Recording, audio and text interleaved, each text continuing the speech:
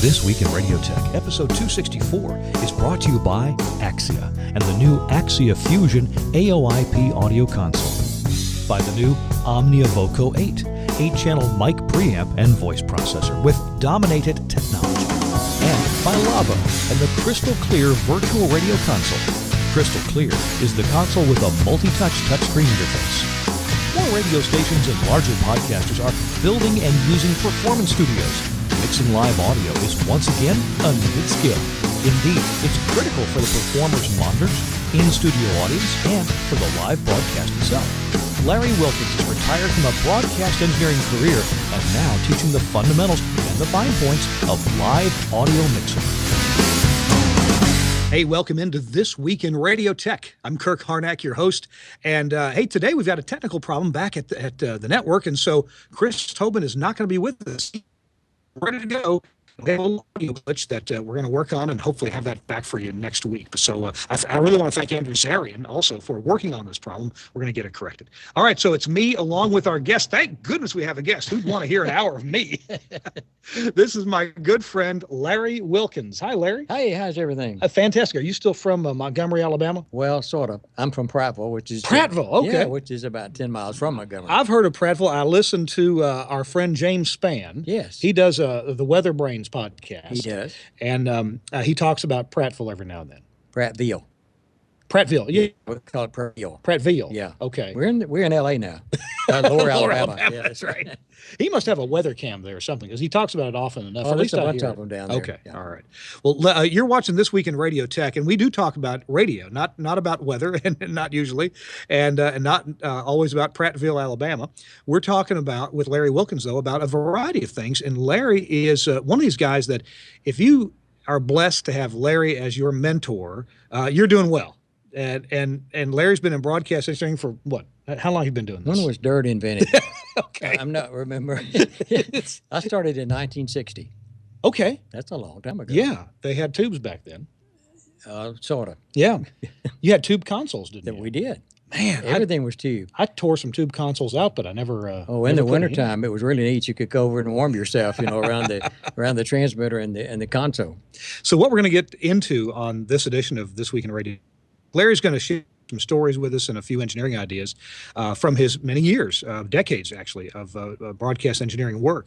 But he's also going to tell us about the Alabama Broadcasters Association and their schools that they run, their seminars. Some of them run multiple days. And he is actually here in Nashville, Tennessee with me because he's doing an hour-long seminar about live mixing. It's a seminar for radio engineers, and engineers don't usually do live mixing. So he's going to be talking about that in just about a couple hours right here to a group of engineers we're at our usual location, the Piccadilly Restaurant on Murfreesboro Road in Nashville. So let's get started with our show, and our show is brought to you in part by the folks at Axia and the Axia Fusion console. And so without further ado, I want to see if we can get the network to roll this wonderful introduction to the Axia Fusion console. You hang on because we're going to be back with Larry Wilkins in just a minute.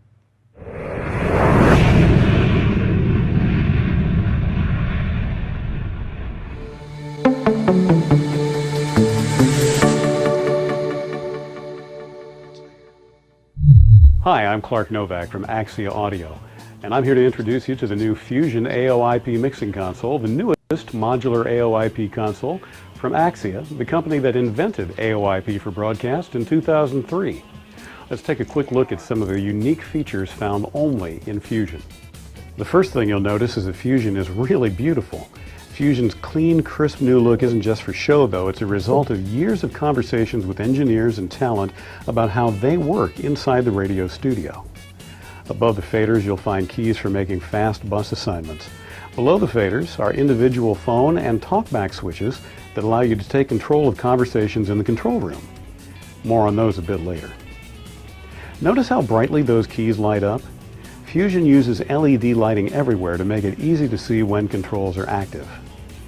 And the faders themselves are super premium 100mm conductive plastic. Axia sourced them specially because they're specifically built to keep out dirt, liquids, and airborne particulates that could ruin lesser faders. Fusion gives you tons of information, from confidence meters on every channel input to talkback tallies that confirm your off-air communications with talent inside or outside the plant, to the information-rich monitor panel that lets operators view up to 6 program meters at once, even while making adjustments to individual input settings. Fusion is easy to use. Press this options knob at the top of the fader strip to get instant access to adjustments for that channel, like pan and balance, EQ adjustments with a graphical curve display, Omnia voice processing settings, input gain trim, and much more. Fusion's full-featured monitor module gives instant control of headphones and monitors for control room guests or adjacent studio talent. There's also a keypad that allows direct dialing of Telos phone systems, one-touch access to Fusion's powerful Show Profiles feature, another one-touch key to activate the indispensable record mode, and 4 programmable user keys that can be used to trigger routing changes, send GPIO commands to recording or other devices, or interface with your profanity delay, a handy feature when trouble strikes and you don't have time to hunt for a dump button in a rack someplace. Fusion can be custom ordered in frame sizes that support from 8 to 40 faders in single or multiple linked frames. This universal 4-fader module is the building block of any Fusion console. Then there's this call controller module that puts full control of advanced Telos multi-line phone systems right on the console, enhancing operator workflow. These 10 and 20 station intercom modules integrate seamlessly with console mics and monitors. Simply push a button and converse with the remote station using the board mic and preview speaker or headphones. To control outboard devices, trigger scene changes or routing salvos, or execute complex events programmed using Axia Pathfinder routing control products, these 10 button modules are available in economical single-function film cap or dynamic context-sensitive smart switch versions. There's even a space-saving monitor module with 2 faders to help maximize fader count in tight situations. Of course, Fusion's power supply is telecom grade, sourced with components designed for maximum uptime and extended duty cycles in harsh environments. They're fanless, cooled by massive cast heat sinks for complete studio silence. Redundant power backup is an available option. Hookup? Couldn't be easier. One Ethernet cable connects Fusion to your studio network. That's it. We hope you've enjoyed this introduction to Axia Fusion. To find out more about the other powerful features in Fusion, please watch the other videos in this series. We'll see you next time. And thanks to Axia Audio for sponsoring This Week in Radio Tech. All right, we're back and we're here with Larry Wilkins. And Larry, during the break, you were telling me about a couple things you're doing right now. You're responsible for what, the Alternative Inspection Program? That's right. I wear a number of hats. I'm the director of the Engineering Academy in Birmingham, and then I also do the alternative inspections in Alabama for both radio and television. And then I'm also EAS chair. So I looked after the EAS and make sure that everybody's doing what they're supposed to do around the state. So it's a full. I retired, but I'm actually. People say, "Wow, you're busier now than you were before you retired." And I said, "Well, yeah, that's true, but there's no stress." Well, here's what we're going to do in terms of what's on the show. For the second half of the show, after the next commercial, we're going to get into what Larry teaches about. Share some of that information with us, but let's get that set up by telling us you have a couple interesting stories about getting started in broadcast engineering. How'd you fall into this? Well, it was sort of a weird thing. I was in the speech class at the high school in Enterprise. I graduated from Enterprise down in South L.A. or Alabama, yeah. And I was in the speech class, and we did a little 15-minute program on the local AM station, and we did it from the library. And it was on Friday, and I was sort of, I guess, in the wrong place at the wrong time, and I got assigned the job as the engineer.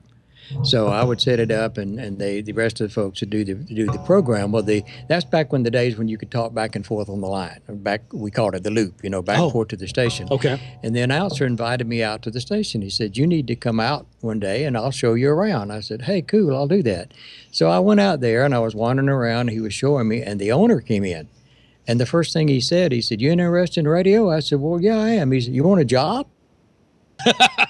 I said, "Well, yeah, right. Doing what?" He said, "I need somebody that will work on Sunday, run the board on Sunday." I said, "Oh, yeah, I'd love to do that."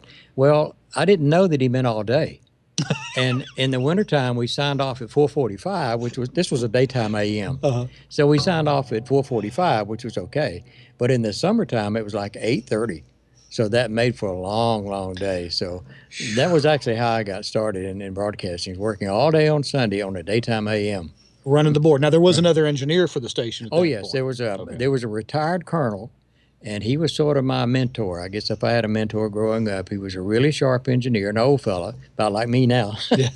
But he was a very good engineer, and I sort of tagged along behind him to sort of learn. And he started helping me and telling me what he was doing and how he was doing. And I tell you what he did, and this is an interesting story. This was long before computers. This is back when you had a 360 Underwood. Oh, you had to type on the Underwood. And he said, you need to get your FCC license, which you had to do at that time. He came in with 25 typed pages of sample questions for the test that he had taken time to type up. And I thought that was nice of him to do that. So if he'd had computers back then, it would have been easier. But he actually sat down on his Underwood and typed them out. So wow. But that's where I got my engineering start. Tag along behind him. So what actually sparked that interest in how do things work and how do they break and how can I understand how to fix them? Because I tore up everything at the house. My grandparents had one of those full model shortwave radios that picked up everything from DC to light. Okay. And I used to go over there and I would tune around and I'd listen to all these stations, from overseas and local, and I always tried to figure out how it worked. I don't work very because I actually started tinkering with it to see what it did. So I guess it was just a bug that I had to learn the technical side of it, to see operating the board was okay, and that was a lot of fun and enjoyed it. But I wanted to see what happened after it left the microphone before it got to the person's house. That's what intrigued me. So I take it, was your transmitter site not co-located with the studio? It was elsewhere? No. Initially, it was right there. Okay. That's another funny story. You remember, you don't because you're not that old, but they used to have PSAs for like the Guard and people like that came in on disc. Okay. This was a long time ago. And they were huge discs, and they were dated, and you could only play them once because they were dated. And our tower was a self-supporting tower, which had really wide legs, and it was sitting right out behind the building. And when we'd get through playing those PSAs, we would go out there, or I would, and try to sail them like we through the the tower and see if I could do it without hitting the leg of the tower. All right. I always wondered what happened when they built homes back there. I wondered what people wondered. What in the world are all these records doing out here? Oh, they were just laying out in the field. They were just I just fly them through the.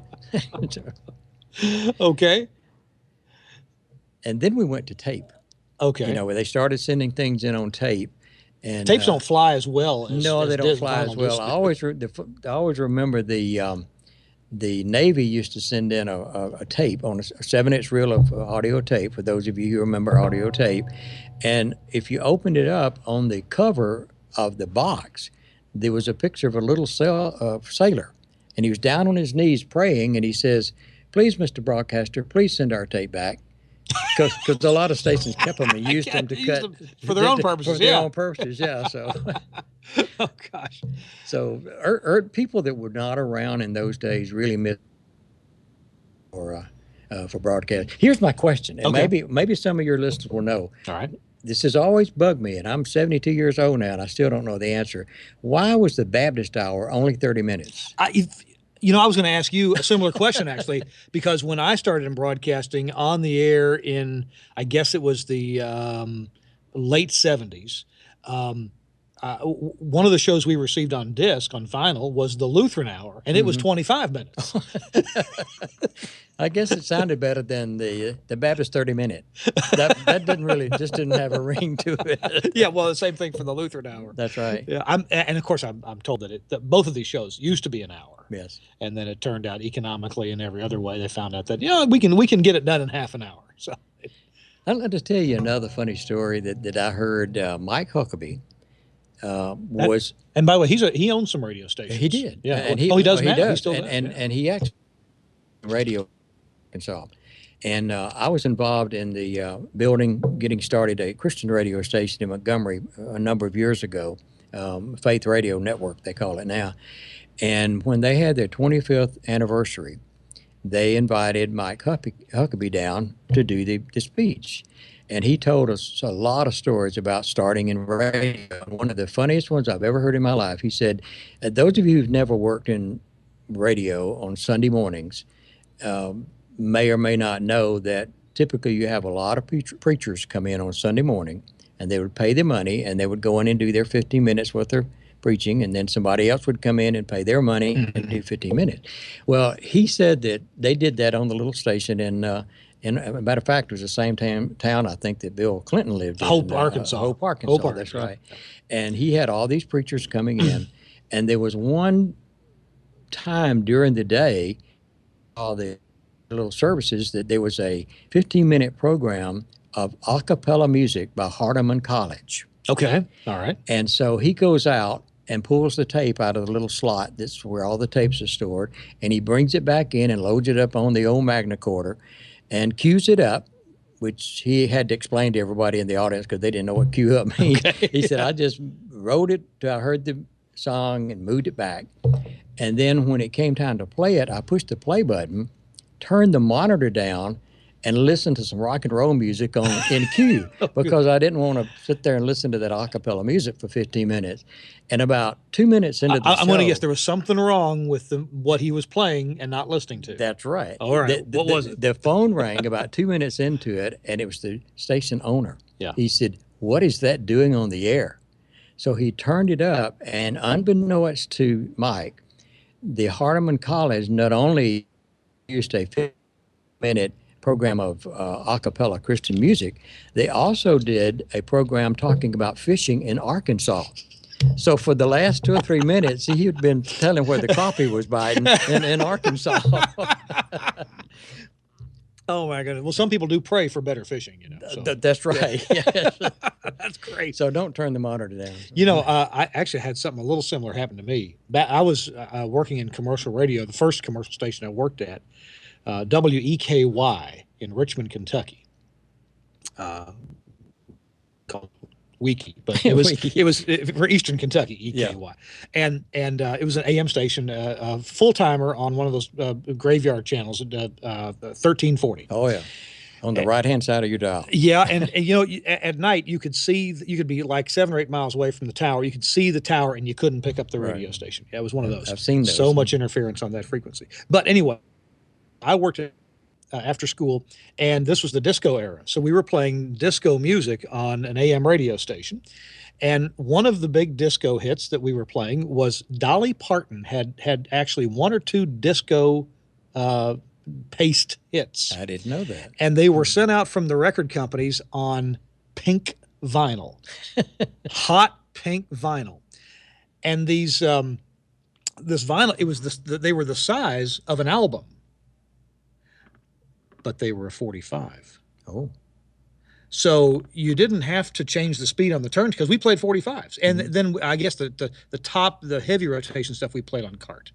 But the everything else we played on 45s. So I was on the phone talking to my girlfriend at the time, and I threw this Dolly Parton thing over there, and I queued it up, boop, boop, boop, boop, got it queued up on the record player.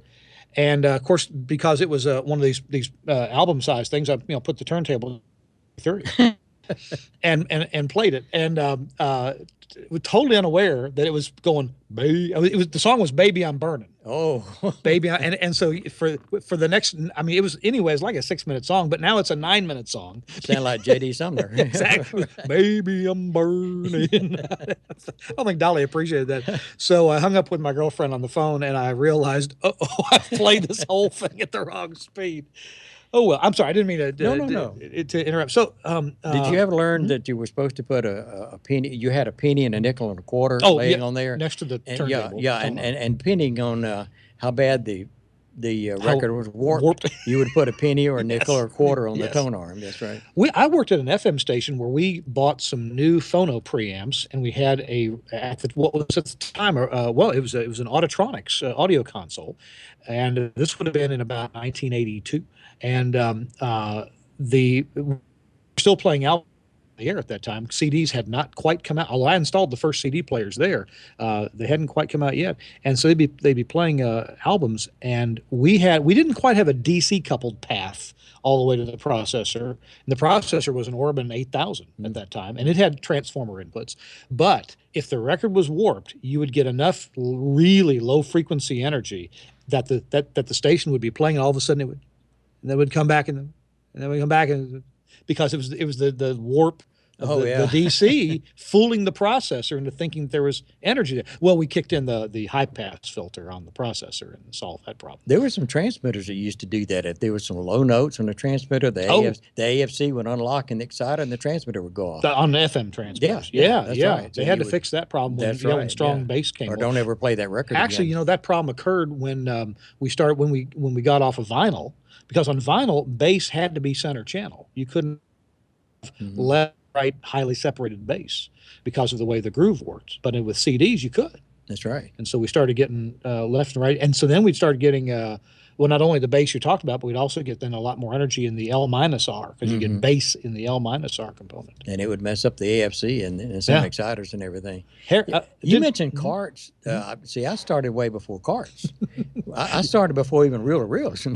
We was all live copy. Yeah. But the first reel-to-reels were the O'Maggies.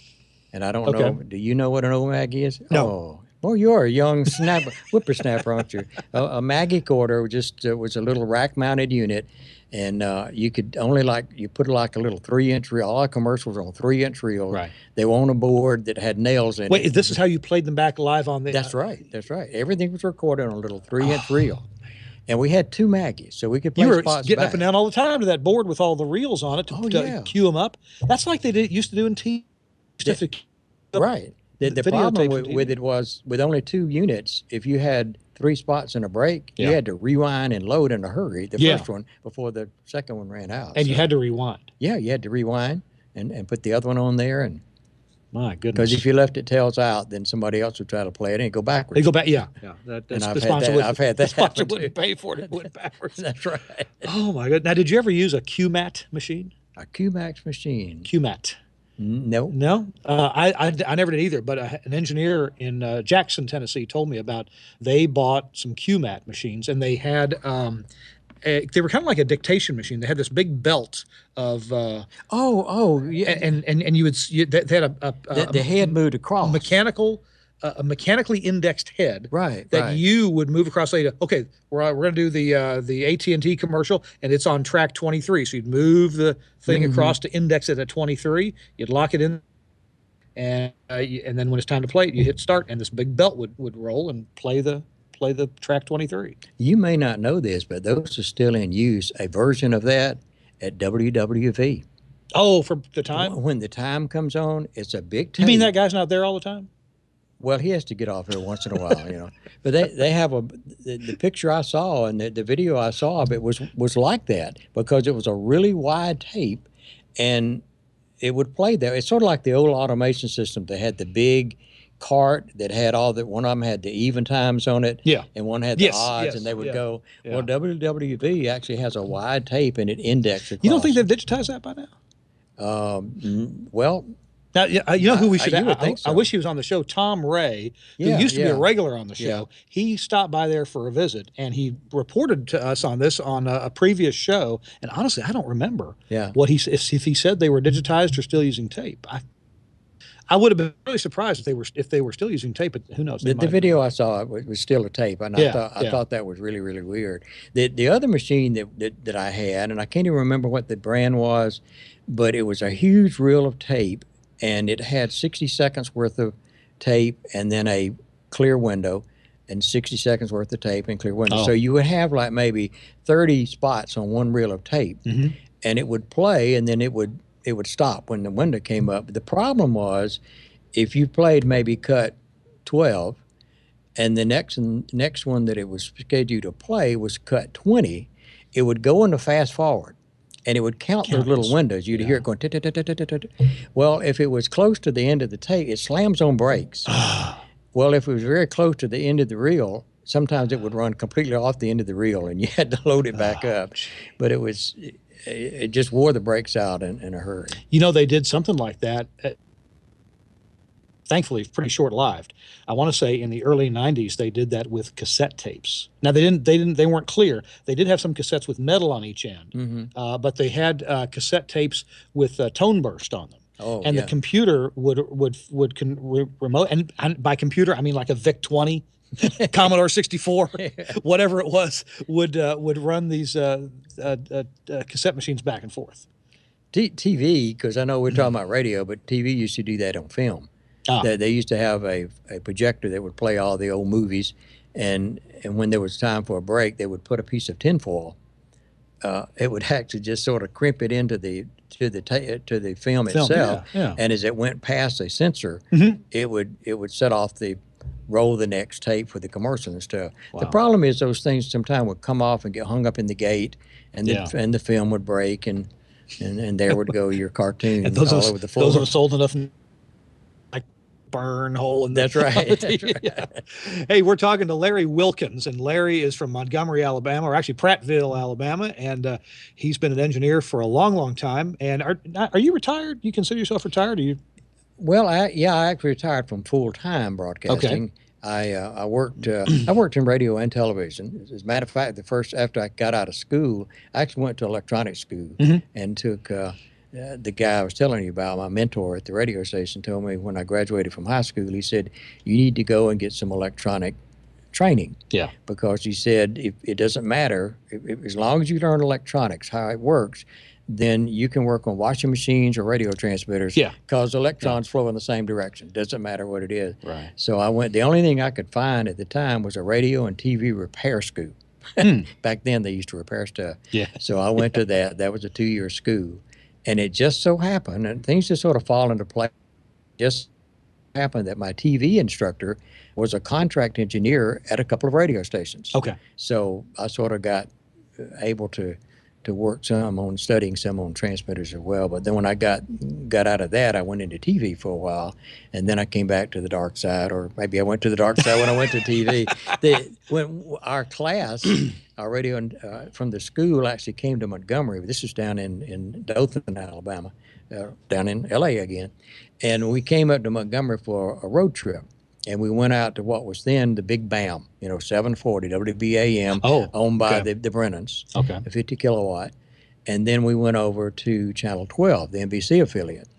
And a funny thing over there, I walked in, and the chief engineer, Dick Payne was his name, and we were down in the control room and walking around. And he looked over at me. Had all the scopes and the monitors, and he looked at me and he said, "Mr. Wilkins, what do we air signal for?" Well, my face turned red, and I began to scratch my head, and I didn't want to be ignorant, And I said, I think it's linearity. And he said, well, that's right. And he turned to the rest of the class, and he said, I'm not picking on him. It's just that he applied for a job, and I wanted to see if he knew anything. So apparently I did, because I worked there for a number of years. Oh, that's a good question. And linearity that's the right answer. That's right. Yeah, I was going to say for grayscales, but that's what you're checking for is linearity. Or either go from 4.1 to 4.3. Stairs. Yeah. There you go. Oh my goodness. Hey, we're talking to Larry Wilkins, and Larry, after our commercial break, you're gonna run us through some of these notions about live mixing. Right? Okay, we can do that. Yeah, all right. Hey, our show is being brought to you in part by the folks at Omnia, and they've got a brand new product. I got to play with this a lot last week, and we talked about it on our last show, and we've where we have some real radio actors, the morning show at Way FM. So hey, Andrew, if you're handy and you want to roll it.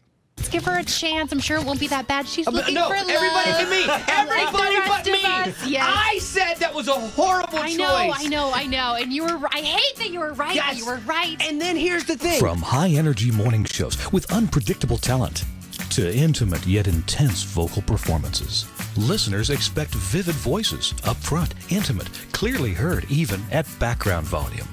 Meet the Omnia Voco 8. Powerful networked mic processing for your entire facility with up to 8 mic channels and multi-studio channel groups. Voco 8 is engineered to individually process and tailor each mic for maximum impact. Each mic channel offers a studio-grade instrumentation preamp, phantom power, and controls for phase, pad, and gain. Additional inputs and outputs include line level analog and AES digital and Livewire Plus with AES 67 IP audio for whole facility audio networking. Select shows and presets right from the visual front panel. Precise preset tuning is easy from anywhere with Voco 8's high-performance remote app. Each mic processor features an advanced and natural-sounding de-esser, plus a 3-band noise gate with ultra-fast attack that catches every syllable, even soft-spoken talent. Voco 8's amazing vocal sound comes from the HQ Sound 192 kHz algorithm. While running at 192 kHz for dynamics stages, HQ Sound controls an impressive gain range without any pumping or smashed sound effects. Finally, a brick wall final limiter for perfect control and no audio console overshoots. Each announcer gets a dedicated preset with Voco 8, and groups of presets can be combined into unique sessions for per-show configurations. Since the presets are easily shared, voice talent can sound the same in any Voco 8 connected studio. And Voco 8 can set all the mics for your show with a front panel selection or automatically from any broadcast automation system. Everybody talking at once? Voco 8 effectively manages and balances multiple mics, keeping the primary talent's mic to remain dominant in the mix with the Dominate It feature. Voco 8 from Omnia. Powerful, networked mic processing for your entire facility. Hey, it's Kirk Harnack. Oh, here we go. There we go. Hey, it's Kirk Harnack. We're back. I sent Larry on a little trip, but he's back now. Had to go pay the bill. Had to go pay the bill for yeah. All right. All those Cokes you're drinking. And thanks a lot to Omnia for sponsoring this week in Radio Tech and the new Voco 8. It's amazing box. I don't think they're actually shipping yet. They'll be shipping within a few weeks. I got my hands on actually the first one, I think. Okay, so.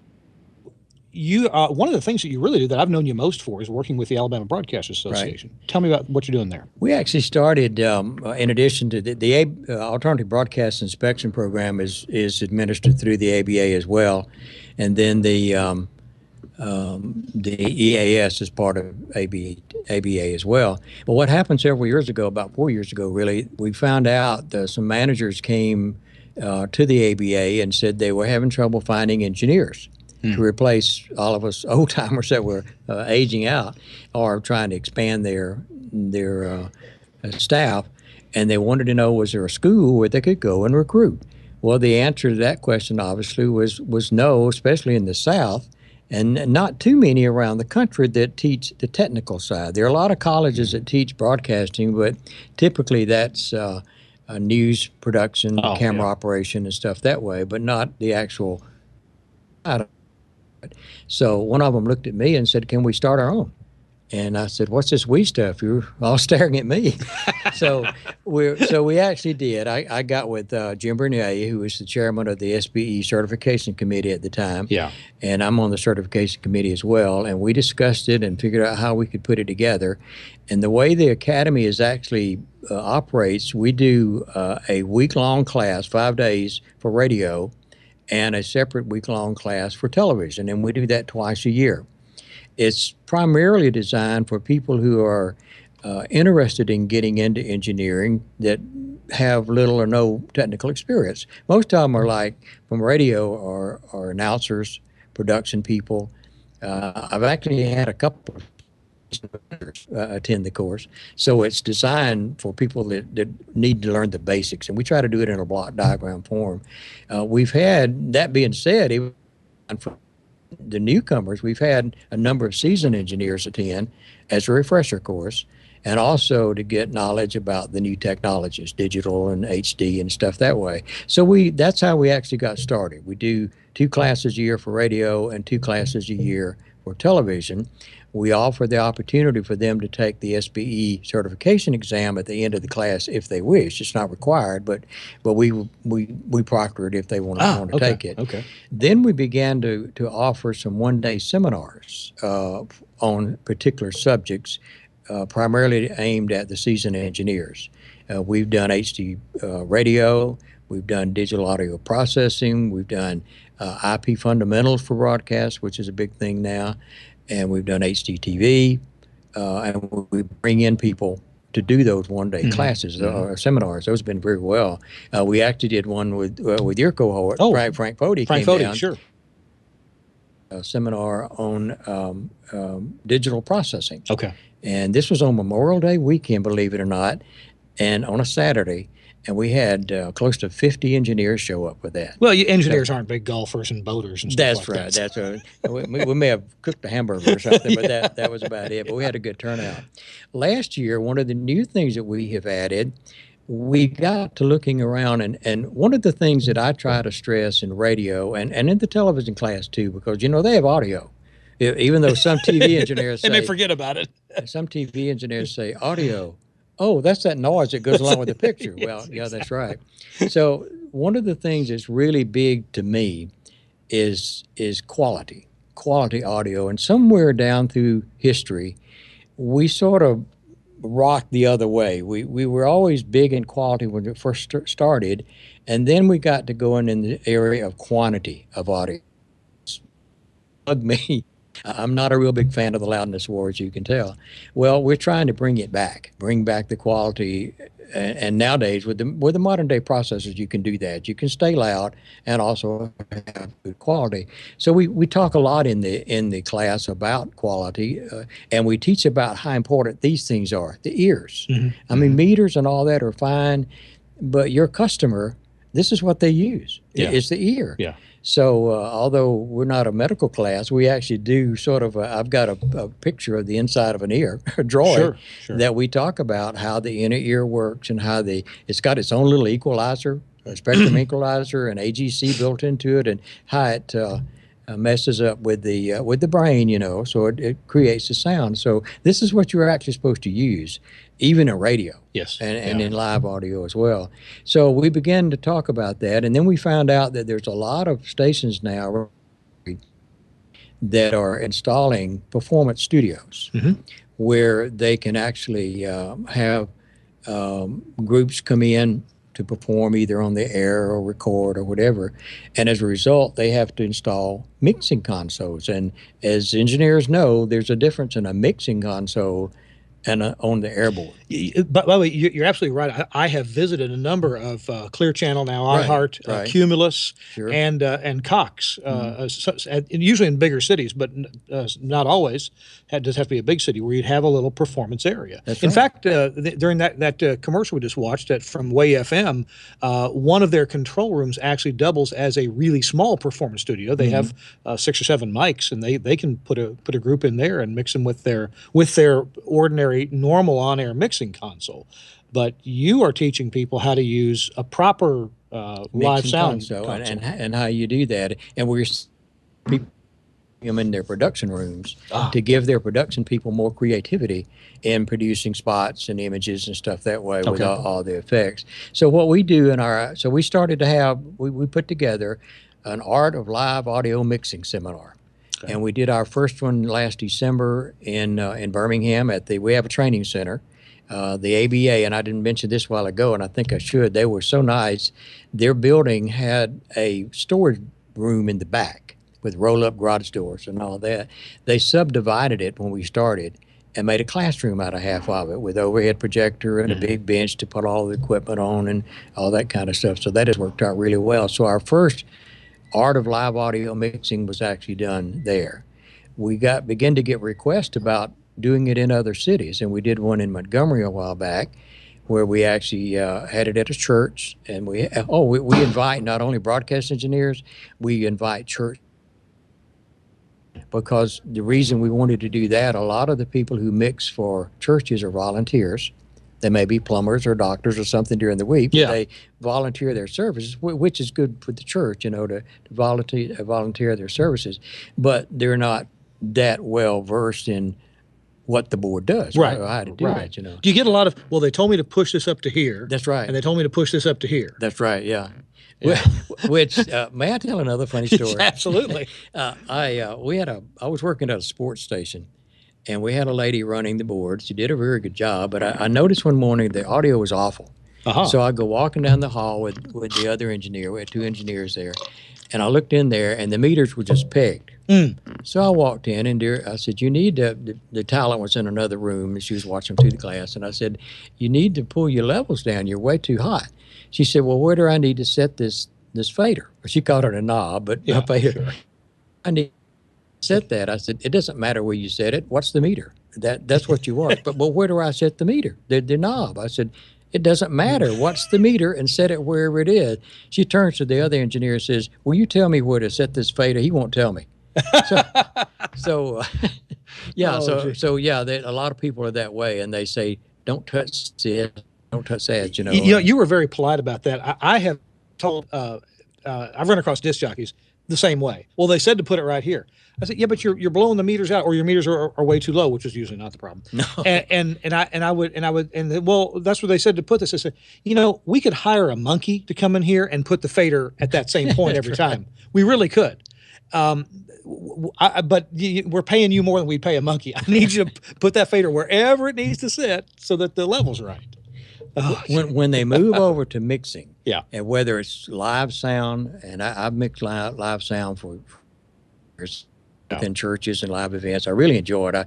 I probably would have done that more if there'd been more money into it than broadcasting, I guess. But mixing live audio is a lot of fun.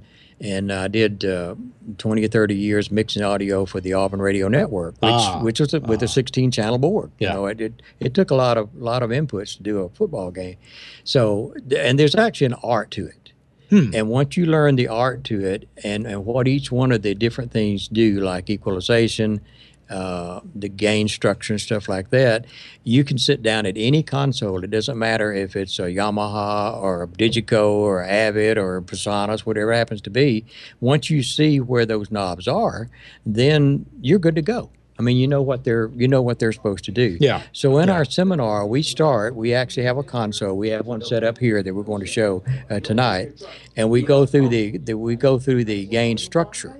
And one of the biggest things that people mess up, so mixing consoles and some broadcast consoles as well, have a trim pot on the input. Yeah. And that goes back to where do you set the knob. You can have the output peaking 100% like it should and be overdriving the fire out of the input. Right. So you need to make sure that the input is set right.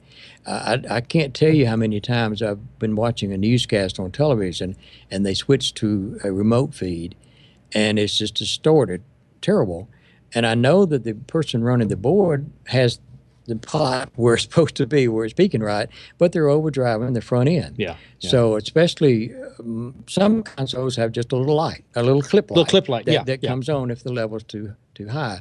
Most mixing consoles actually have a trim pot so that you can adjust it to get to the right level. Yeah. And now that we're in digital, you have to remember that digital reads in what's called dBFS, dB full scale, not dBm.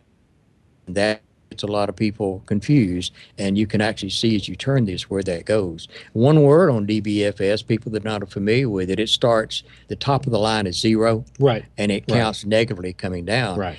And we always, and Frank actually mentioned this when he was doing the processing seminar. He said, when you get to 0, that means that the digital word that you have created when you do A to D conversion is all ones. Yeah. And you nowhere to go. You can't go down to the Home Depot and buy another sack of ones. Right. I mean, they're gone. And his favorite quote that I always remember, he said, when you overdrive something in the analog mode, it sounds grungy. When you overdrive something in the digital mode, it's really grungy. It goes terrible in a hurry. Right. So that's one of the main things we do in live is teach them gain structure, how that actually works. And then we go through in equalization. Mm-hmm. That's another thing that people, they know what it is. Bass and treble on your car radio. Yes. Sort of. Sort of, yeah. Sort of. But most people don't really understand what's going on under the hood when you're equalizing. The buzzword in live sound people and recording mixing people is never boost. You always cut. Yeah. Reason for that, when you get multiple mics, whether it's people talking or singing or a band playing, the more mics you have, as you know, the more cluttered the sound's going to get. It gets all jumbled up, and you can't seem to get it very well defined where they can hear the different instruments and the different singers. So what EQ does on a board, what you normally would do is begin to carve out areas, particularly like a cymbal on a drum doesn't have any low end. So you can cut out the low end. There's no need to have that because it would make it sound muddy and pick up other things. And here's the trick. I saw one time, and I used to do this, and I didn't really know that I was doing this till somebody told me, hey, that's what you're doing. The way that you do it, you take like maybe, let's take a kick drum. Yeah. And you just have the guy hit the kick drum. Well, you go to the equalization and you boost it. Now, they say don't boost but cut, but in this case, you boost it all the way up. And on the modern consoles, you can sweep that notch back and forth in the frequency range. Right. You sweep it back and forth till you hear something that sounds terrible. It doesn't sound like a kick drum. It's got some overtone or something. And when you find whatever that is that doesn't sound good, notch it out. Okay. And so you're boosting it temporarily to find it, and then you're cutting it. Okay. And you do that with all the instruments. Yeah. And in addition to cutting out things, you sort of have to be a semi-musician to do this because you have to know what the instrument's range is, whether it's a bass guitar or lead guitar. But you sort of just get rid of the stuff that you don't really need. And what you're doing is, first of all, you're making the sound better for each instrument, but you're also carving out little areas for other things. One of the biggest things is on a lead guitar, electric guitar, is really, really brassy sounding around 2.5K. Okay. Well, there's something else in a band that's 2.5K. The voice. Oh, male or female or either one? The human voice and the ear itself, if you go back and talk about the ear, it's most sensitive at 2.5 to 5. Right, sure. Because when the Creator built us, it was to communicate with each other. Yeah. And so if our voice is 2.5K centered, then our ears are 2.5K. Yeah. Well, if the lead guitar is 2.5K, you're not going to be able to hear the vocal. So you purposely carve out a little of that 2.5K. It's still there, but leave room for the vocalist. Okay. So EQ is more about carving room out for other instruments and other singers. Yeah. And when you do that, the sound is so much better. When you're and we only have a couple minutes left, but when you're mixing some live sound, what do you use on a channel strip in terms of compression, if any? A lot of the boards, the newer boards now have what's called plugins. Okay. You got all the effects you want to do, and you can just drag and drop it over to a channel strip. Okay. And like the one we have here has built into it a gate. Yeah. A gate is just like what the name says. It's a gate. When there's no audio there, you turn it off. Yeah. The less mics you have on at any one time, the better the sound's going to be. So that's what a gate is. And then compression is just it'll bring the low levels down. And sometimes you can use it to get a little more punch on a particular instrument, a snare drum or a tom and all. There's upward compression, expansion, and stuff that way that you can use. But typically you use the biggest thing that you use first once you get your gain structure set is the high pass filter. You can get rid of a lot of stuff by using that high pass filter. You just roll off stuff down below. You have a female singer that doesn't sound like J.D. Sumner. I mean, why have it open up for way down there? Because all it's going to do is bring up other junk that doesn't need to be there. And by getting rid of by using high pass filters, can you reduce opportunities for feedback in a live PA situation? That's correct. Okay. Yeah, you can do that as well. And then, but the gating is next. You can gate things, especially on the drums. If he's not, they don't play the toms all the time. They play the snares and the cymbals and all. And every once in a while they hit a tom. Okay. Why have the tom mic on all the time? Because it's going to pick up other stuff and just muddy up the sound. Right, but you don't want to have to move the fader up and down. That's why you use and gate simply has a threshold. Yeah. And if it falls below a certain threshold, it's like just turning the pot off. Yeah. It turns it off. And there's soft knee. There's all ways you can play with it so you don't miss the beginning of the hit of the tom. Sure. And then one of the things I saw the other day, I was actually over at the convention a while ago. I know we're running out of time, but over at the NAMM convention. Yeah. And the guy was telling me about it, where you can key a gate off of another instrument. So when what they wanted to do, if you had a bass guitar, the gate from one mic channel would key the gate for a different mode. That's right. Okay. Or the frequency. You can use the frequency. Okay. If you really wanted the to get the snap of the kicker on a bass drum. Yeah. But the bass player is sitting over there and he's playing the same thing because he's following him.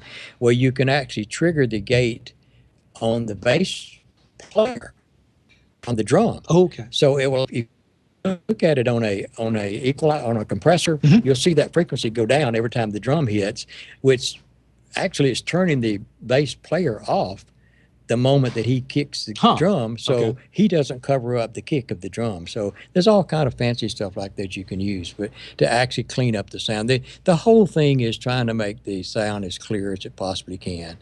I watch a lot of YouTube videos from front of house mixers, and invariably, John Cooper, who's Bruce Springsteen's front of house, Nathan Lett, who does Chicago, they all talk about making sure that the lead vocalist is heard. There's nothing worse than the audience leaving and saying, that was terrible. I couldn't hear the lead singer. Cooper mentioned one time they had been doing Bruce Springsteen, and they were like on the 13th show of a tour. Just do these little articles, about the shows. And he said in 13 shows in the trades, the word sound and audio was never mentioned. And he said, I love that. That means I'm doing my job correctly. Right. Nobody's complaining about it. I tell church people that. I said, don't get your feelings hurt if nobody comes up and say, oh, that audio is great. Because if they don't say anything, they know everything is fine. Yeah. People complain when it's not right. Years ago, I heard the same thing about camera work on live television. That nobody ever says, oh, cameraman is great. No, they only talk about it when he missed that ball. Can't he follow the player? That's right. Can't he follow the quarterback? Yeah. And I started in the days when you had the multiple lens. And nothing would drive a director worse than saying somebody racking on the air. That was disaster. Hey, we're going to wrap the show up here in just a few minutes. We've been talking to Larry Wilkins. He's with the Alabama Broadcast Association. At the end of this commercial, when we come back, I want you to tell folks how they can get in touch with you or Alabama broadcasters. Hey, you know what? I think I remember where I put that power supply. It's probably 2 booths back on the bench. So I need to run back 2 booths. Otherwise, we're going to get cut off here as my battery runs out. Could you do that? I can do that. You're an engineer. I'm an engineer. I'm going to do this commercial. Here we go. Okay. Yeah. Kirk foolishly left his power supply back. We were going to set up in a different booth, and we ended up setting up right here instead. Hey, our show is brought to you in part This Week in Radio Tech by the folks at Lavo and the Lavo Crystal Clear console. Now, I want you to check out this website, if you would. And Larry found the power supply. Thank you, Larry. It's LAWO. Lavo is a German name, LAWO.com. And if you look on their website and then go look for the Crystal Clear console, look for the radio products. That's good, Larry. It's magnetic. It just holds in there magnetically. Look for the Crystal Clear product. You're going to find this console called the Crystal Clear Virtual Radio Mixing Console. Now, what is it that makes it virtual? Well, it's the really cool way that you control the faders. Larry and I were just talking about faders and buttons and adjusting different aspects of how it all works. Oh, you know what, Larry? You're going to have to plug it in the top row. Now I have to get up again? Yeah, you have to get up again. I'm sorry. I have the most complicated setup. I'm sorry. Yeah, that as you know by not getting shocked when you touch the back of that row is actually designed not to have any power. There we go. Yay. Big time show business. We got a green light, now yellow light. Thank you. So back to the Crystal Clear console. This thing is really cool. I've dreamed for years about having a touchscreen broadcast console, and this is a multi-touch touchscreen. So you can put up to 10 fingers on this at once. Now, I can't think about that many fingers at once, but I could run 2 or 3 fingers. I could run 2 or 3 faders up and down at the same time, or I could run the speakers up and down, the headphone volume up and down, and because this console is totally designed in software, you can have it be very context aware. So, the kind of show that you're mixing, you can make the console prepare you for easy operation for that show. So you can have automatic mix minuses, automatic, you touch a button to talk back to a talent, whether they are on a codec or a hybrid or a satellite link or intercom or just across the room with headphones. Touching talkback will talk back to that person. You don't have to think about how's it going to get there?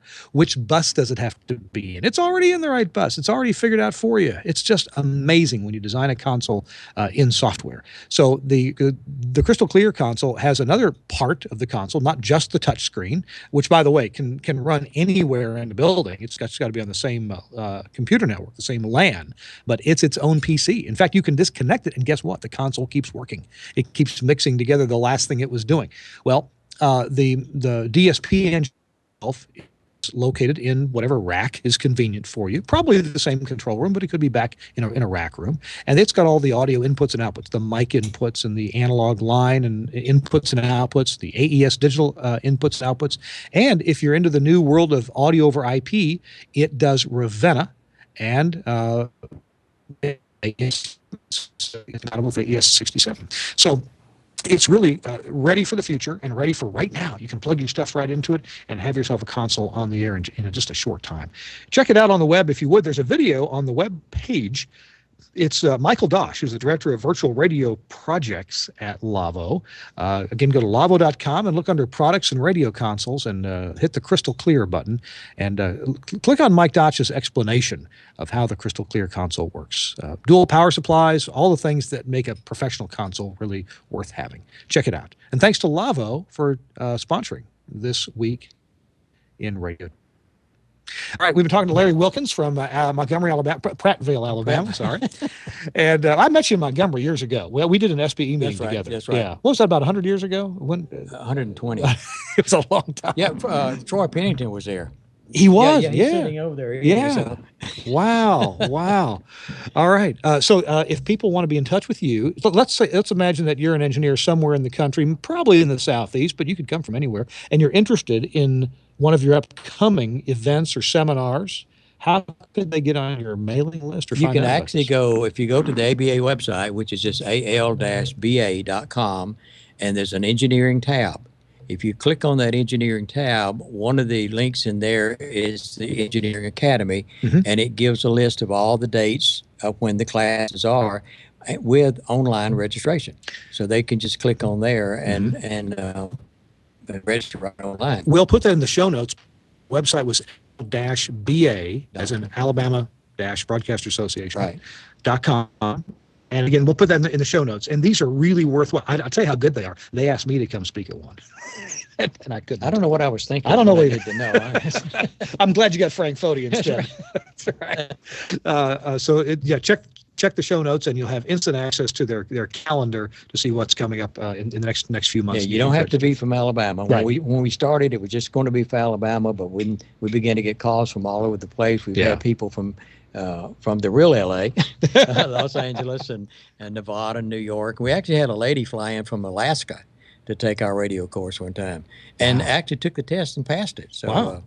So, and make sure you give you proctor SBE tests that are related to the subject matter you've just taught. What we do is the SBE, the class that we teach covers everything that's in the CBT, broadcast technology, which is the entry level. Yeah. So we cover everything that's on the test. We don't tell them what the questions are, but we cover the subjects in there. And the most important thing, there's no cost. There's no cost for the classes. Now you have to pay for your hotel. You have to pay for the hotel, but for the actual classes, there's no cost. Yeah. There is a charge from the SBE for the exam. Right. We just pass that along. But you can choose to take the exam or not. Yeah, that's right. Okay. Yeah. Wow, that's amazing. So we'll put that in the show notes. Check it out. And it's time for us to go. Thank you so much. I've enjoyed it, Kurt. I've enjoyed it too. I've enjoyed learning about live mixing too. And hey, if you want to find out more about this, if you're in the Nashville area, get on down to the Piccadilly restaurant on Murfreesboro Road right now, because we're about to eat, and then Larry's going to talk to us for an hour, or maybe as long as we can keep him here. and if that's not enough, then sign up for one of the classes in Alabama. Right. All right. Good deal. Hey, we're just about to wrap up video 10 episode number 264. Larry Wilkins has been our guest. I'm Kirk Harnack here. We're on location live at the Piccadilly Restaurant. Thanks for putting up with one camera, one microphone. And I'm so sorry that Chris Tobin couldn't be along with us today. We'll have him back next week. Hey, coming up on some future episodes, next week, we're going to try really hard to bring you the show live from Australia. I'm going to be at the SIMPTE convention in Australia. And they do it every 2 years in Sydney. And 2 years ago, we were able to do the show live because a very nice company gave us some bandwidth. And it was awesome. We had to turn the camera around. It was upside down. Being on the other side of the world, they had to turn the camera. Never mind. Let me write that down. They didn't teach you that in TV school? No, I'll have to Google that. So we're going to, and if I can't be with you from there, then Chris Tobin will be on. So watch out for that. And so we'll look forward to seeing you next week on This Week in Radio Tech.